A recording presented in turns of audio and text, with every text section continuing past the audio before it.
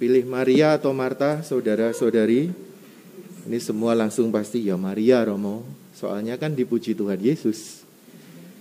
Padahal sebenarnya bukan itu masalahnya. Artinya Maria dan Marta itu tidak saling seperti yin, yang, kegelapan, kebaikan, baik, buruk, bukan. Coba bayangkan kalau misalnya semua orang Katolik adalah adorator tetap.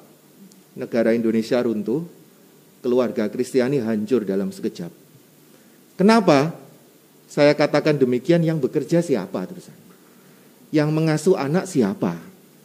Kalau misalnya ada seorang istri didatangi suaminya, "Mah, anaknya nangis, aku sedang beradorasi." 4 jam, 5 jam, runtuh itu. Atau para imam misalnya, sebaliknya. Kalau dia itu misalnya sibuk misa terus, 4 kali, 5 kali, 6 kali, umat melihatnya, wah Romo ini hebat. Apakah baik? Bahkan dalam kitab hukum kanonik, dalam misa harian itu kalau bisa itu 2 saja cukup. Hari Minggu aja 3. Lebih dari itu minta izin ke uskup. Karena apa? Pelayanan sebanyak apapun seorang imam, tapi dia tetap adalah orang yang butuh untuk duduk dekat kaki Tuhan. Sebaliknya seorang yang sangat bekerja dengan keras untuk keluarganya, dia juga butuh untuk tetap duduk. Tetapi orang yang selalu berdoa perlu juga untuk ayo disapu rumahnya, ayo dipel, ayo warungnya dibuka. Artinya bahwa Maria dan Marta ini bukan suatu pertentangan tetapi bahwa pengudusan diri itu harus ada di tiap orang. Seorang Romo yang misalnya sampai 10 kali tiap hari, apakah dia bisa disebut sebagai orang kudus ketika dia melelahkan dirinya untuk melayani? Dia butuh sejenak untuk salam Maria, penuh rahmat Tuhan sertamu. Bisa saja seorang pengkhotbah, dia akan berkhotbah dengan sangat hebat, banyak order, banyak schedule jadwal, tetapi sebenarnya dia juga butuh untuk diam sejenak.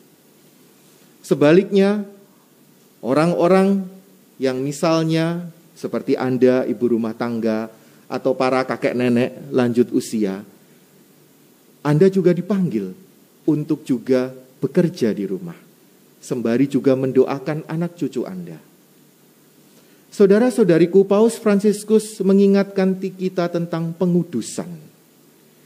Bahwa dalam bekerja itu orang juga harus menguduskan. Dan bahwa ketika berdoa, orang juga harus dipanggil untuk giat melayani. Saudara-saudariku yang terkasih, kita tidak bisa membandingkan kalau misalnya pakai logika antara Maria dan Marta ini, antara pelayanan dan juga doa itu ditubrukkan, kita tidak boleh bersikap demikian, karena kita tidak akan adil. Tidak adil terhadap saudara-saudari kita yang sekarang sedang orang Katolik, yang sedang bekerja buruh di pabrik. 8 jam mereka bekerja, berangkat dari rumah jam 5 pagi, masih jemput anaknya, dan mungkin ada buruh-buruh perempuan, ibu-ibu yang masih masak di rumah.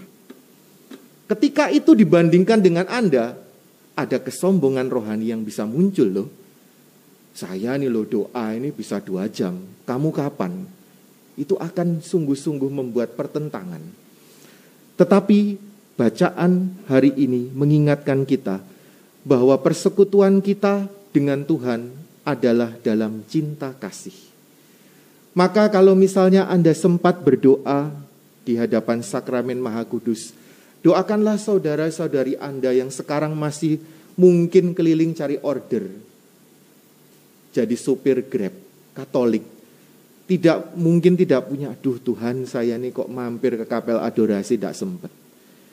Tapi mungkin di dalam kendaraan mereka sekarang berdoa, Bapa kami yang ada di surga. Tetapi periksalah hati kita, saya dan Anda juga. Apakah di depan Sakramen Maha Kudus kita sungguh-sungguh menguduskan diri, atau jangan-jangan kita nyacat orang. Duh, orang ini kok rame aja di sebelahku. Kadangkala di kapel adorasi bisa terjadi ya. Duh, orang ini kok sisirannya nggak bagus ya. Duh, orang ini kok bau ya. Hal-hal seperti itu bisa menjadi tantangan Anda. Mungkin Anda tersenyum, tapi apakah Anda dan saya menguduskan diri di hadapan sakramen Maha Kudus?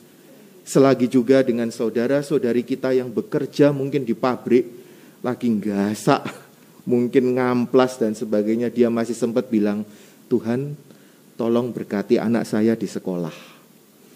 Dengan doa yang sederhana itu dia sudah menguduskan dirinya. Maka saudara-saudariku, perayaan Maria, Marta, dan Lazarus mengundang kita untuk senantiasa duduk di dekat kaki Tuhan. Kapanpun, dimanapun, dalam situasi apapun.